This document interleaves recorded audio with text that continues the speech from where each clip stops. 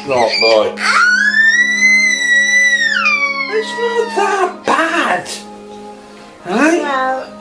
It was back in 1979. It's not that frightening. It's about a space movie. And it's about, Sigourney Weaver, right? Right? She was like a trucker in space.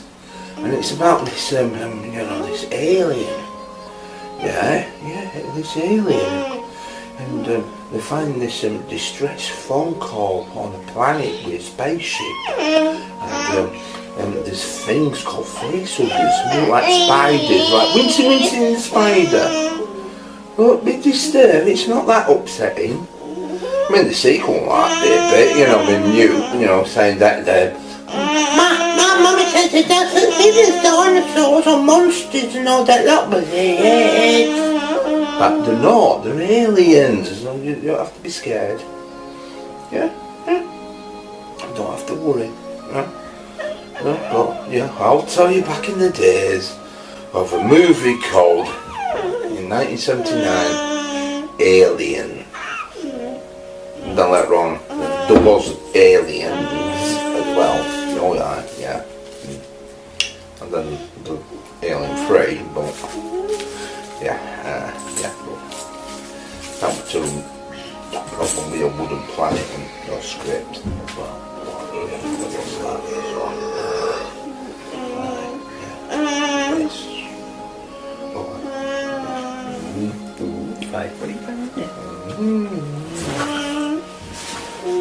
What movies does Daddy know then? What movies would your dad tell you about in his childhood? Home Alone.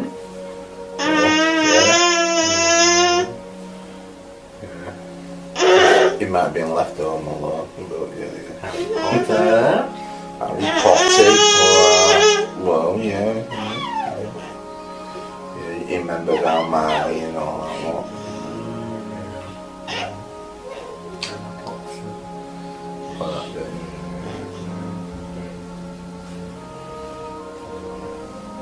What other kids' films do they know? Can't really bloody think. I can't remember. It was that hard up, for him, Watch everything. Well, not for a while. Not watched the movie in a while. Usually got GTA. Yeah. Now that's a lovely movie. Grand Theft Auto, 1976. Yeah. It started with Ron Howard. Yeah. Asleep. No, I watched the movie GTA 6. GTA 6. That's right, little grandson. It was back in the 80s, as I can remember.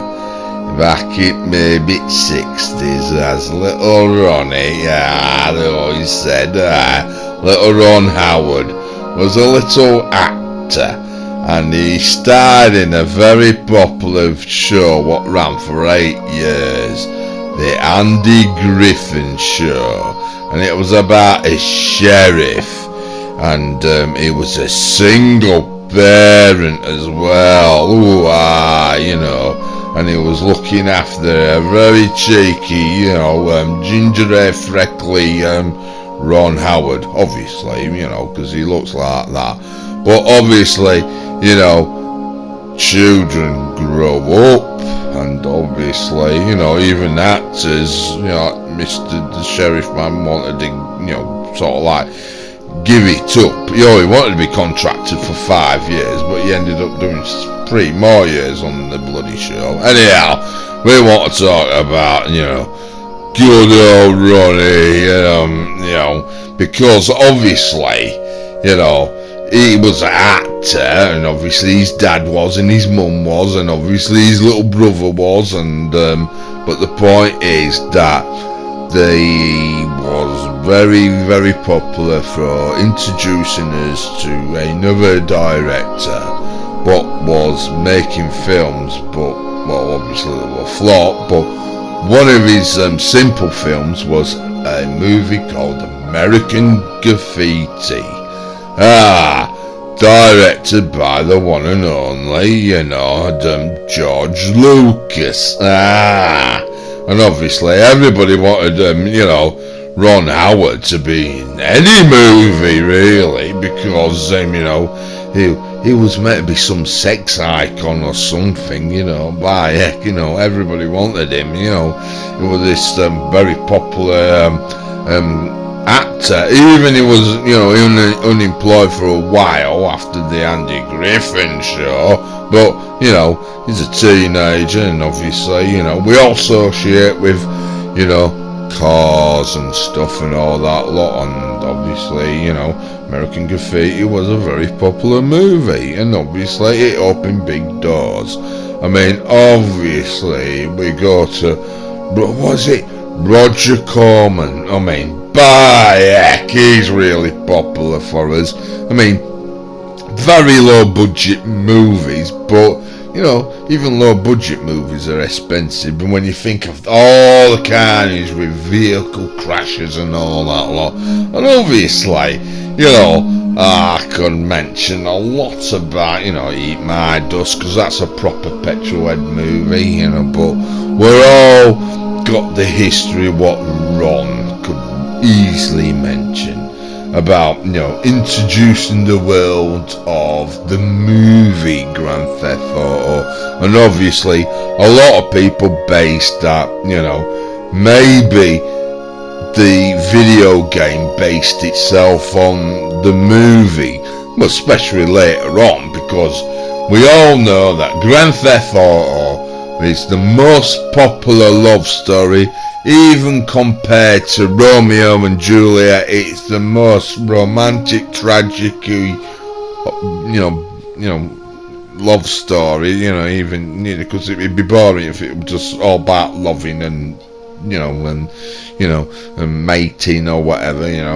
But hello, grandson, we want to talk about car crashes and stuff, don't we, lad? But I think the best way is actually let Ron Howard explain some of his history, and his dad and his brother and other folk as well. But mostly, good old Ronnie would be best to explain it. As very much like Grandad, and then we can carry on. Tell you about a movie experience called Grand Theft Auto. Ron had done starred in a movie for Roger Corman called Eat My Dust. The movie was hugely successful. After Roger came to him and said, Ron, how about we do another movie? Ron said to Roger Corman, I'd be happy to do another movie for you, but he said, I want to add one other job, which I will do for nothing. And Roger said, what is that? And Ron said, I want to direct. And Roger looked at him and kind of grinned and said, you always look like a director to me. He and I had written a script called 'Tis the Season. And Roger read it and called up Ron and said, Ron, this is one of the best scripts that's come across my desk in 5 years.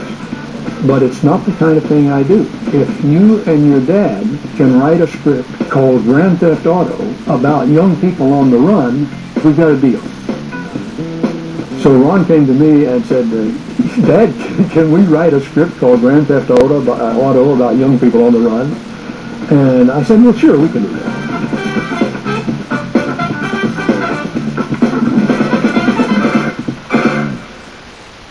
I realized that Ron had great potential as a director for the first time when he was directing a little student film that I was in. And it was a little film called Old Paint.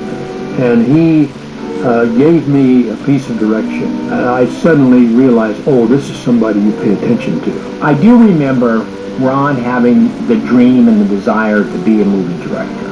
It was something he had planned for, and he had made what started out as some cute home movies to where he was making, as a high school kid, he was making legitimate short films.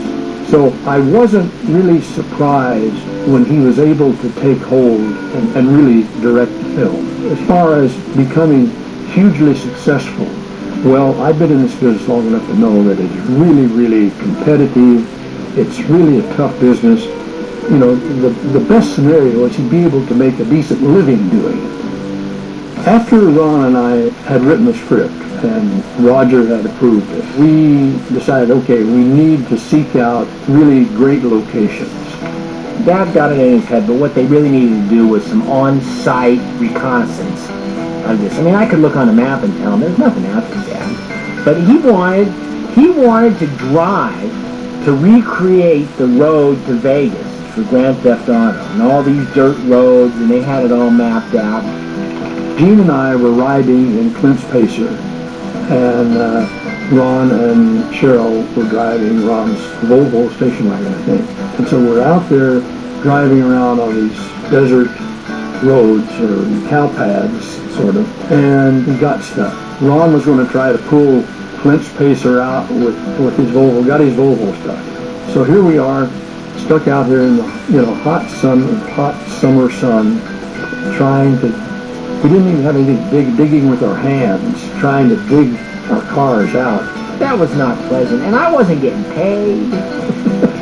I was just an actor going to get a couple of $1,000 to be in this movie, and all of a sudden he's got me, wheeling my new car out across the desert. And finally some guy in a four-wheel drive vehicle saw us, came over, and towed us out. We laughed about that for a long time. We were kind of commandos. We were rebel filmmakers. We were out there on the desert. I remember we had this scene where we blew up the bridge. But now the bridge is over here burning. And John Davison, who was really just an on-hands producer, picks up a shovel and goes over and starts throwing sand on it to smother the fire.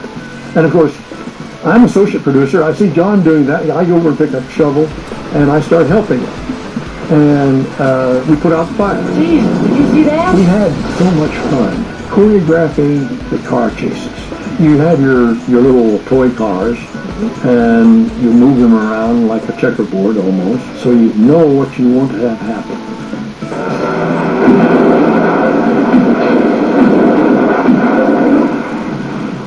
When we finished our last shot of Grand Theft Auto, it was just about dark.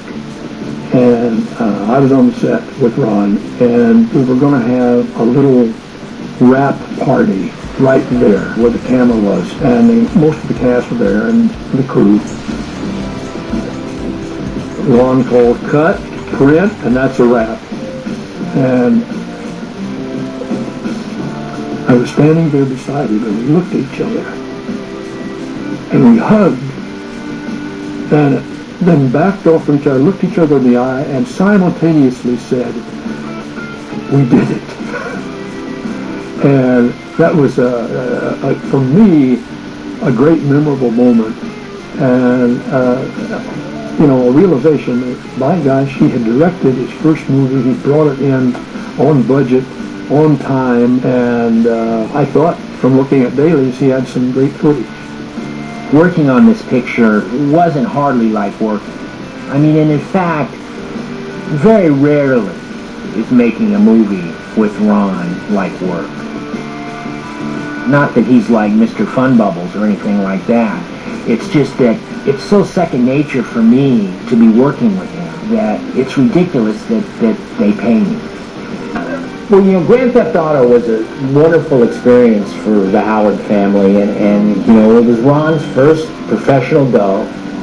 Him and Dad wrote the script, and I remember the Grand Theft Auto crew really bonded, and they were working their butts off. And of course, Ron, the quintessential leader, he's always the first guy there, and he's always working hard, and crew members just don't kind of like the idea that the director's working harder than they are, so they work hard too. The only problem they had on Grand Theft Auto is after the first day, there was talk of youth, and it was because of the food. And after the first day, the catering on Grand Theft Auto was done by my mom and Ron's wife, Cheryl. Everybody came together and sure got Ron going in the right direction. Now he, as I remember, we saw that very first movie you made, the Right. Grand Auto Theft, Grand or whatever Theft it was. Auto, yes. Grand Theft Auto. Right. Now you two made it together, or he helped you make it, or something? He and I wrote that together, and I had to act in a movie for Roger Corman, the famous King of the Bee movies, you know. Right. And in the mid-'70s, he was really the only one giving new directors a chance. You know, Martin Scorsese made his first movie for Roger Corman, Francis Coppola, Peter Bogdanovich, Jim Cameron. The list goes on, Jonathan Demme. But so I went to him, and he wanted me to act in a movie called Eat My Dust. What? Eat My Dust. A car crash comedy, you know.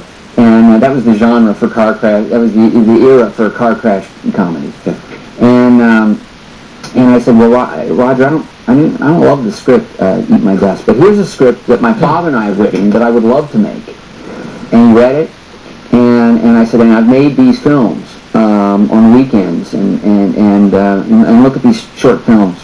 He looked at the films, he read the script, and he said, well, look, this is a character-driven drama. These are not the movies I'm making these days, but it's well written. Act and Eat My Dust, and I won't promise you that you'll get to direct a movie, but I will promise you that at the very least, you'll get to direct the car crashes or something, the action scenes on another film. And if you can come up with a story that I like, I'll let you direct it. Well, Eat My Dust was a hit.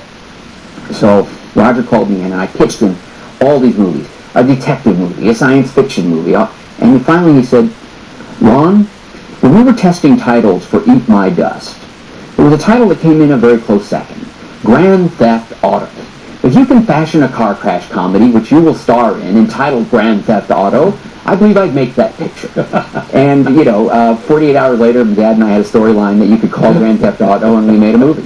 Yeah, was your dad in it? Because you were in it. Yeah, he was in it. He's been in, maybe half of the movies that I've done, and he's a pleasure. Why did you want to, you knew then that you wanted to be a director? I knew long before then. In fact, when I was directing on the first day of Grand Theft Auto, I was, the rule was you have to make sort of 25 setups a day, which is a lot. And by lunchtime, I'd only made 4 or 5 setups. And I remember thinking, man, I've been talking about this for 10 years. I just turned 23. It was the day after my 23rd birthday. I've been shooting my mouth off for 10 years about wanting to be a director, bugging directors, following directors, telling interviewers, and I'm gonna get my ass fired on the very first day. And fortunately, that didn't happen, and I had a great experience. And when it was over, look, as silly as that movie was, I realized that I actually loved the process of putting a movie together even better than I ever imagined it would. That reminds me. I remember very clearly hearing that, there's going to be this movie, Grand Theft Auto, and it's directed by Ron Howard. Now, since then, we're very familiar with the idea of an on-camera person directing a film. But I remember at the time thinking, what? Yeah. It wasn't done. It didn't feel like this is really, Well, I felt that pressure because, I was that. I might as well have had that famous T-shirt. What I really want to do is direct since I was about 14, and I would get the most sort of patronizing responses when I would admit it. But I also made the most out of those situations, and I would hang with the directors and take notes and do all kinds of things. But that was not a transition, and particularly to have been a kid actor on a sitcom, the whole thing it was ludicrous in people's minds. You must have a confidence because you knew on some level I got this. Yes, I did. In fact, I directed. Started shooting Grand Theft Auto the day after my 23rd birthday, but I was disappointed because I had really planned to direct a feature while I was still in my teens. That was my goal, again, it was the business was so much more closed then, and there was not even any like MTV or anything where you could go and prove your chops somewhere. Today, people can make a film using their phone. You take this phone and you make something, and people go, hey, that was, and then you put it online, and if you don't need to convince a studio if it gets this got 10 million likes, you're good. You have a chance of making something. Well, by the way, I just got to jump to the documentary that we're going to talk about, Jim Henson.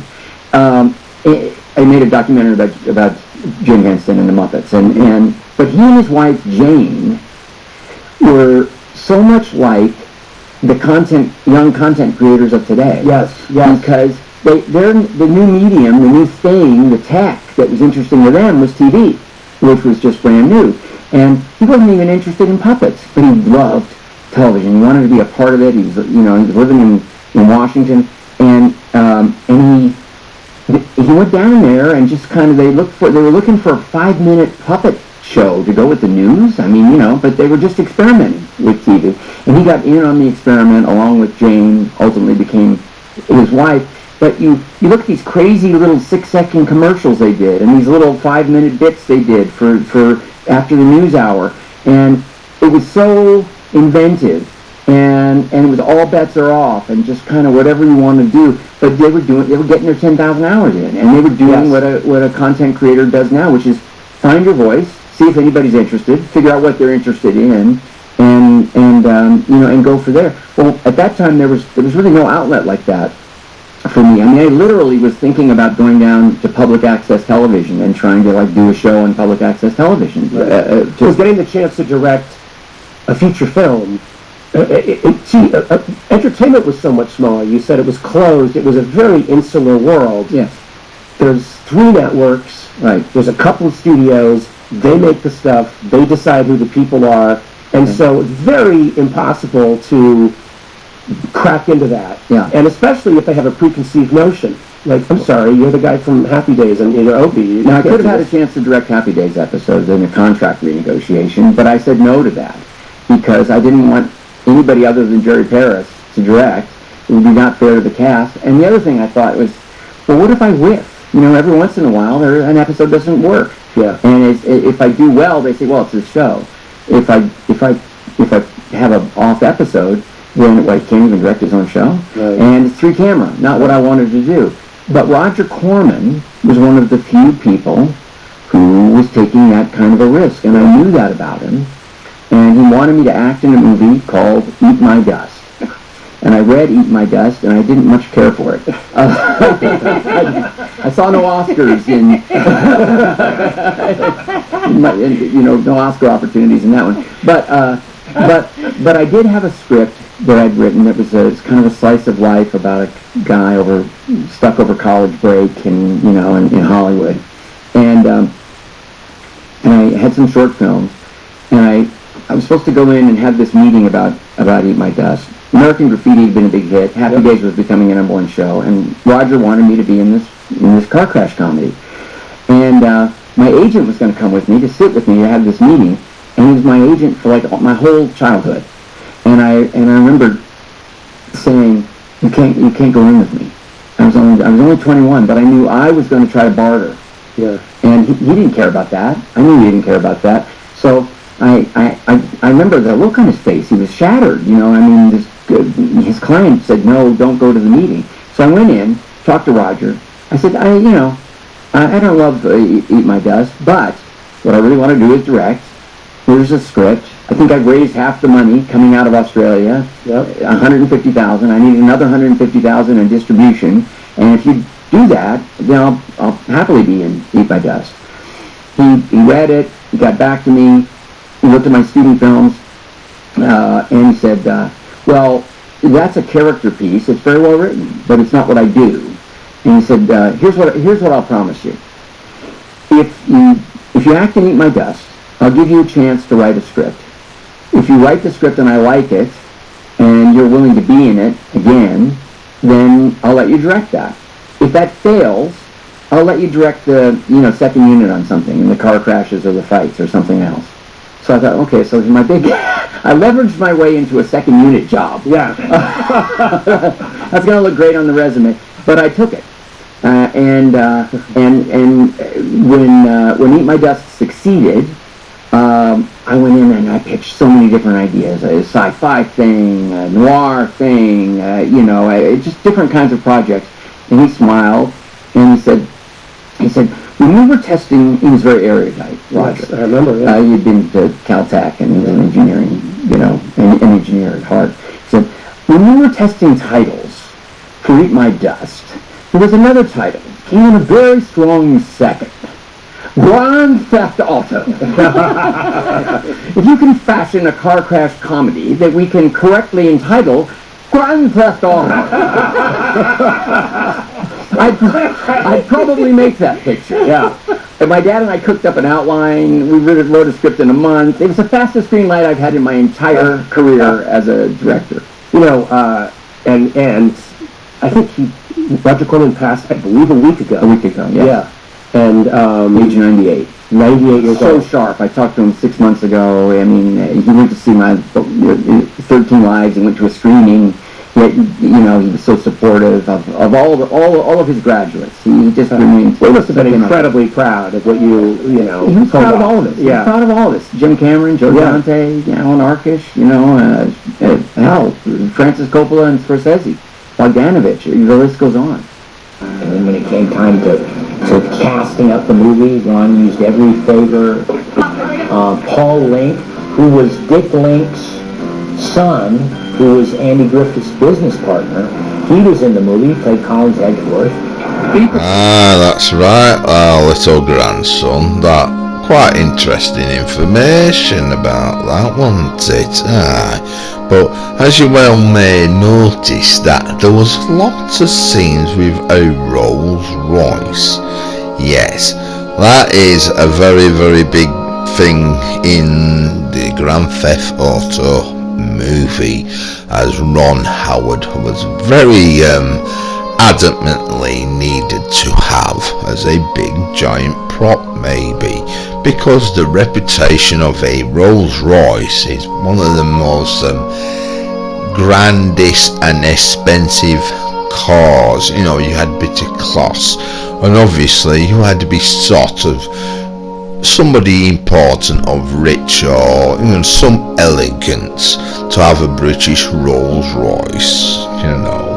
And it seemed very comical for a American, you know, driving about in this car, and that was one of the comedy sketches, maybe. But what I'm trying to get at, little grandson, is that actually Rockstar Games actually brought this vehicle out for us to buy, and not many online players like your dad or anybody else would bother with this car, because they don't really remember the heritage of, you know, of Ron Howard was one of the biggest inspirations of, you know, for creating that movie. And obviously, you know, younger generation like your granddad was inspired by that movie because it was quite successful, obviously. And obviously, if you made a video game on the most epic love stories, because we all love them, you know, cars and stuff, and we do get attached and we talk to them, and you know, and polish them forever and ever, and you know, there's a great bond against humans and their cars, and even it's just a piece of metal what, you know, lumbers you about, you know, to place, just like the game did on GTA, especially the 5th one, because I always remember that 2013, the big premiere with your dad getting the game, and we all came to the house and we all watched him start his humble beginnings on GTA, and that was even on the story mode, never mind online. But then later on he regressed to online sessions, and obviously slowly but surely Grandad pootered along and joined as well. I then decided, you know, it'd be interesting to do, you know, because it's based on cars really, that we should follow on and, you know, make your own games up as well. That was the beauty of the game at the time. You know, obviously it's a bit different now, all stuff now, but it was quite advanced for us, you know. You could have all that freedom, what you wanted to do. You want to just stick to one, you know, thing, you know. You could do whatever you want to decide, you know. If you wanted to do a mission or do this, you wasn't set on a platform game where you just start from the beginning right to the end. I mean, this is what you had decisions to do. I mean, it had education for, you know, handling money if you had too much money and stuff, and obviously, you know, it was training you to be a you know, a virtual criminal. Actually, the game was actually, well, the game was actually classed as Cops and Robbers, a very popular, very old game, you know, back in Grandad's days. Us kids used to play Cops and Robbers, you know, like good guys, bad guys. I mean, obviously you could play cowboys and Indians, but that was just bloody racist, like, you know. So it was always Cops and Robbers, and it didn't matter who was what and that, you know. Somehow the bad guys always seem to have more fun than the police, but obviously later on in life you always saw on the telly that police were quite, you know, quite interesting, that they always kept on crashing a lot as well, because there were loads of police cars destroyed back in the 70s and all that lot in your movies. And obviously in Grand Theft Auto there ain't that many police cars will get destroyed in it, at least about 2 there is, but that's it. But you know, cause like I said, it's a low budget movie, but at the days, you know, it was very easy to go into a police compound and gather many old second-hand police cars and destroy them. But we all talk about a independent filmmaker, you know, what they've done in 60 seconds. But anyhow, we're not going to go on that. I want to talk about Grand Theft Auto. Little grandson.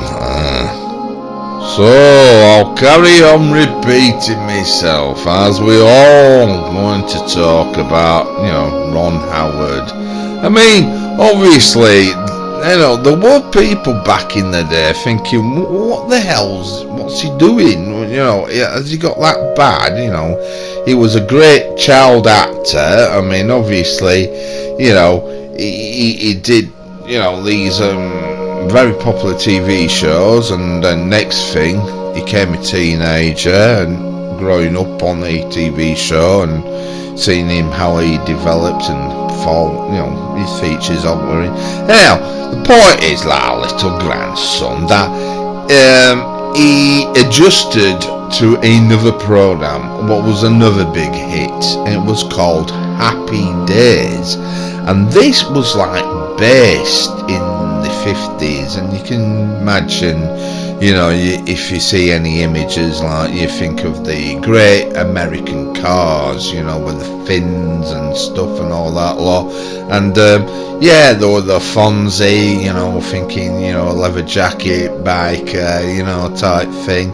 I mean, there was a cartoon of Fonzie with a time machine, and, you know, with a little cartoon dog that I remember. But the most popular person was Cunningham or Cunningham. It sounds like, you know, Marty, you know, from you know Christine. But anyhow, he was a very popular character, and obviously when he did, you know, as he said, he did Eat My Dust, and obviously, you know, and he got in charge of creating his own movie, and this is what started the franchise. Everyone keeps saying that, you know, usually people make actual movies based on, you know, video games. I mean, obviously this was vice versa. It was a movie, you know, and obviously they based the video game off a movie. I mean, it's not unusual, but yeah, I mean, obviously it had to develop a little bit more, you know, obviously, you know, with GTA, you know, because it, you know, not the same storyline as such as the movie, you know. obviously closest thing is you think of Quentin Tarantino's movie, well, I would like to say True Romance, but it's really Natural Born Killers, but then, it isn't really Quentin Tarantino's story, it was just ripped to shreds. But the idea, it's about a couple, and obviously, as you all know, now technically, me talking about GTA, I mean, I can explain the story very simple, but it's very easily simply explained on the bleeding trailer. Even Ron Howard actually has a bit of a giggle at it and stuff, and even he spent a lot of time thinking about how to create this strange comedy. But as you know, it was his first feature, and that's what made him famous. Because look now, nobody's never going to forget about Grand Theft Auto, except they do, some people, but no, it's just the game has taken over.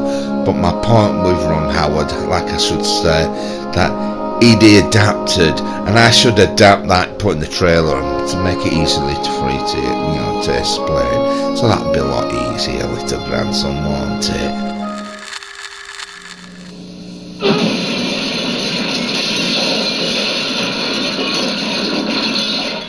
I'm Ron Howard. This is Grand Theft Auto. Grand Theft Auto is a love story. With cars. And I love him, and that's why we're going to Las Vegas to get married. I want my Rolls Royce. This Rolls Royce isn't exactly mine. Want to pull over and fool around a little? Also, it's a comedy. With car crashes. And you know how reckless these young people can be.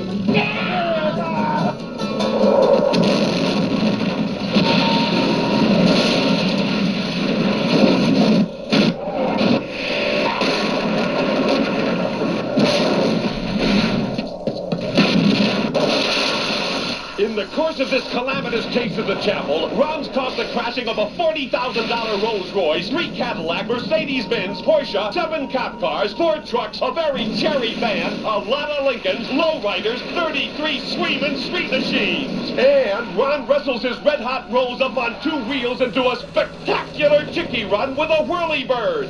But don't worry, they'll pull off! Don't worry, they'll pull off. They're gonna crash! Look out, Vegas. We're coming in. Grand Theft Auto, directed by and starring Ron Howard. Well, hell. So that was the trailer. Doesn't seem that complicated, because there was a lot of effort what Mr. Ron Howard did, and his dad, and obviously his brother was involved, and like we heard, that he asked all sorts of favours, but they didn't really mention about the cars, especially about the Rolls Royce. There was one Rolls Royce, but there was a replica built on a pickup truck, what did most of the high speed and all that lot, and obviously you got your jumps and stuff and that, and obviously so obviously it gives you the image that Rolls Royce is, it's quite, it does all sorts of stunts, jumping and going on 2 wheels, going on a banger track, and everybody wants to go for it, and it's quite, entertaining. I mean, a lot different compared to game, because obviously, it's got that relevance of, as I could say, grandson, back in the days when GTA, the game out, a lot of people went online, because it was like, using a telephone or something, and it was a lot cheaper going on your phone. And another thing, that people could suss out people, what type of person they were. I mean, you had that ultimate freedom of, you don't stick to on a certain platform, on a game. You can start a mission, do whatever, but you know, in what order you want or whatever. But the point is, you know, you might meet a lady on the game, and obviously she should be judging how you behave and how, you know, how successful are you as a criminal and how much money you may earn on the game or whatever. More or less what it was on about is how people used to meet each other online, and obviously, you know, because if any young man or old man or whatever was on your lobby on GTA and found out there was a female one, I mean, they like flocked, you know, it was terrible, you know, obviously. So it wasn't wise that Grandad sort of picked a female character for himself, but he had to, for, you know, for him replicating a very popular car program at the time. It was on the BBC, you know, where you have to pay a licence fee just to watch telly, right? And it was called Top Gear. Now it was hosted by a gentleman called Jeremy Clarkson. He was like our own Yorkshire version of David Hasselhoff, but that's a different kettle of fish. But obviously they produced and talked about, you know, cars and facts and good knowledge, and obviously we had a bit of an attempt to talk about certain brand new cars coming out on the game, and by the time we got a video out, and the car was quite old, and it took us a long time to sort of grind and save up for it, because there's a thing where you could get credit on you know, real credit cards in the game, but you had to pay real money for pretend money, and your granddad were too tight-fisted to be doing wasting bloody real money for bloody pretend money when you can go out and steal it and earn, you know, dodginess and that. So yeah, the complications of to the game, to the movie, is quite not irrelevant really, but it did expire, you know. They all give some, you know, some hope for my generation that, you know, we had a little movie called that, and then all of a sudden the game came out, and obviously, you know, that it's a homage having the Rolls Royce in the game, and obviously your granddad's going to go out and bloody buy one, isn't he? And because, you know, Ron Howard, you know, he was very, very popular. I mean, obviously he was very good at acting, and he was one of them characters you could, you know, he was like maybe underdog or whatever, but you know, you like the characters he played, and obviously, you know, when he did American Graffiti, his characters were interesting. So obviously when people got, you know, found out, oh, he's directing, and next thing is his movies started getting very popular. I mean, he did Splash with Tom Hanks, made him more noticeable, you know, for roles. That's a very famous actor now. He did a lovable comedy again, Cocoon, you know, for old folk finding the swimming pool, even it's to do with aliens and stuff. I mean, that just gets Grandad thinking. Think not of it now, but you know, but you get the idea. I mean, he did a film Willow. I mean, for, like, you know, for George Lucas, wasn't it again? And he had some special effects, and it was alright for a kids movie, but it didn't do very well. And it's like, you know, it's Solo. I mean, there was a bit in, you know. So whatever movies he's done, some are good hits, some very expensive, like Far, Far Away, you know, I mean, Nicole Kidman and Tom Cruise, but it didn't do well in the cinema. I mean, obviously maybe because there were a lot of pirates out there, you know, pirate bootlegging and all that lot, copying films. That could have been a bit of a downfall as well for him, you know. But anyhow, I'm whittering on about old technology to your grandson, but yeah, That's what we're trying to get at about this old little classic game back in your heydays when you was a little lad, that what your dad used to go on, and obviously, times have changed, but that's the bit of history for many people maybe what really could be interested in finding out about, why do we have this silly little Rolls Royce in the game for? It's a homage for for Ron Howard. I mean, he did pursue to do what he really wanted to do, not to be acting, but he can understand the way how actors are, because he was one, and he can, there's no point arguing the director when he used to be an actor himself and very popular. So obviously, he can get things bloody done because he's directing them. Because obviously, he's learnt from experience by watching folk and many famous people and stuff, and television introducing and all that lot.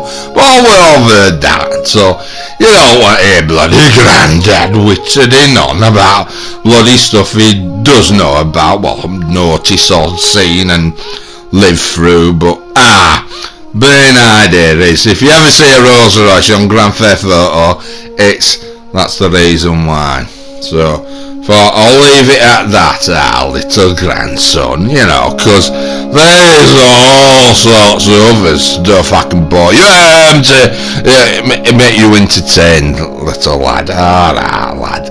So, for that, I just realised he beggared off, didn't he? Oh, right.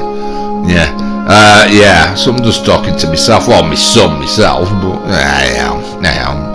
I'll leave it at that.